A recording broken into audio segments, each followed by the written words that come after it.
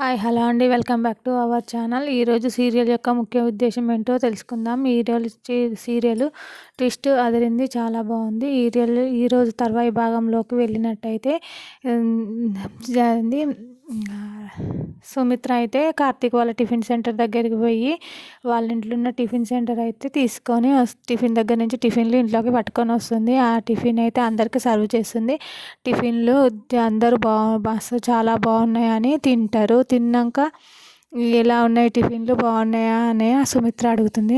చాలా బాగున్నాయి, ఇదైతే టిఫిన్ సెంటర్లో పెడితే మన హోటల్ అయితే బాగా డెవలప్ అవుతుందని జ్యోత్స్న, శివనారాయణ ఇంకా అందరూ అనుకుంటూ ఉంటారు. అందరూ అనుకుంటుంటే అంతలోనే ఈ టిఫిన్ సెంటర్లు మన హోటల్లో పెడితే బాగుంటాయి, అయితే మన హోటల్లో పెట్టిద్దామా అని సుమిత్ర అంటుంది. పెట్టిద్దాం, ఎవరో చెప్పు అని జ్యోత్స్న అంటుంది. కార్తీక్ వాళ్ళ టిఫిన్ సెంటర్ దగ్గర నుంచి తెచ్చిన అని సుమిత్ర అంటుంది. అన్నప్పుడు ఈ విషయం ముందే మాకు ఎందుకు చెప్పలేదు అని జ్యోత్స్న, శివనారాయణ అంటారు. అందరూ అంటారు. అట్లాగే అందరూ సగం సగం తినేసి మధ్యలోనే లేచిపోతారు. లేచి చేతులు కడిగేసుకొని వెళ్ళిపోతారు. ఇక తర్వాత అందరూ వెళ్ళిపోయాక ఏం చూసినా బాగున్నాయి, ఆ టిఫిన్లు బాగున్నాయి అని ముందేమో తిన్నావు, తర్వాతనేమో ఇట్లా అంటున్నావు అని సుమిత్ర అంటుంది. జ్యోత్స్న వీళ్ళ ఫుడ్ బాగుంటుందా అని వాళ్ళ టిఫిన్ సెంటర్ దగ్గరికి అయితే ఫుడ్ ఇన్స్పెక్టర్ని ఎంక్వైరీ చేయమని జ్యోత్స్న పంపిస్తుంది. ఫుడ్ ఇన్స్పెక్టర్ కార్తీక్ వాళ్ళ టిఫిన్ సెంటర్ దగ్గరికి వచ్చి మీ ఫుడ్ పైన ఎంక్వైరీ చేయాలి అంటూ ఇన్స్పెక్షన్ స్టార్ట్ చేస్తాడు. అంతలోనే వద్దు వద్దు అని దీప అంటుంది. ఏంటి సార్, ఎవరు కంప్లైంట్ ఇచ్చారు ఫుడ్ బాగలేదని అని కార్తీక్ అంటాడు. అన్వాంటెడ్ వ్యక్తి కంప్లైంట్ ఇచ్చారు, ఎవరిచ్చారు అని అడిగితే ఫుడ్ ఇన్స్పెక్టర్ అయితే చెప్పాడు. ఫుడ్ ఇన్స్పెక్టర్ని స్టార్ట్ చేయాలంటూ టిఫిన్ సెంటర్ను సీజ్ చేస్తామని ఫుడ్ ఇన్స్పెక్టర్ అంటారు. అప్పుడైతే దీప, కార్తీక్ బాధపడుతూ ఉంటే ఒక ఆయన టిఫిన్ సెంటర్ దగ్గరికి దీపక్ తెలిసిన ఒక బాబాయ్ అనేట ఆయన వస్తాడు. వచ్చి ఏంటి దీప, ఏం జరిగిందమ్మా, టిఫిన్ పెట్టమ్మా అని దీపని అడుగుతాడు. ఫుడ్ లేదు బాబాయ్, టిఫిన్ సెంటర్ను సీజ్ చేస్తామంటున్నారు ఫుడ్ ఇన్స్పెక్టర్ గారు అని దీప ఆ బాబాయ్కి చెప్తుంది. బాబాయ్ ఏంటి, ఎందుకు సీజ్ చేస్తారు, టిఫిన్లు ఎందుకు బాగాలేవు, బాగానే ఉన్నాయి, నాణ్యమైన ఫుడ్డే ఉన్నది, అంత ఫుడ్ అయితే చాలా బాగుంటుంది, మీరు ఎందుకు సీజ్ చేస్తారు, సీజ్ చేయాల్సిన అవసరం లేదని ఆ బాబాయ్ అయితే అంటాడు. మీరెవరు, మీరెందుకు వచ్చి మాట్లాడుతున్నారని ఫుడ్ ఇన్స్పెక్టర్ అంటారు. అప్పుడు నేనెవరో తెలుసా, మాజీ కలెక్టర్ను అని ఆ బాబాయ్ అంటారు. ఫోన్ చేయాలా అని వేరే వాళ్ళకి ఫోన్ చేస్తారు. వద్దు సార్ అని ఫుడ్ ఇన్స్పెక్టర్ అక్కడి నుంచి అయితే వెళ్ళిపోతారు. వాళ్ళు వెళ్ళిపోయాక జ్యోత్స్న కూడా వెళ్ళిపోతుంది. జ్యోత్స్న వెళ్ళిపోతుంటే కార్తీక్ ఇదంతా ఎవరు చేయించారా అని కార్తీక్ అనుమాన పడుతుంటేనే జ్యోత్స్న అక్కడి నుంచి వెళ్ళిపోవడం కార్తీక్ చూస్తాడు.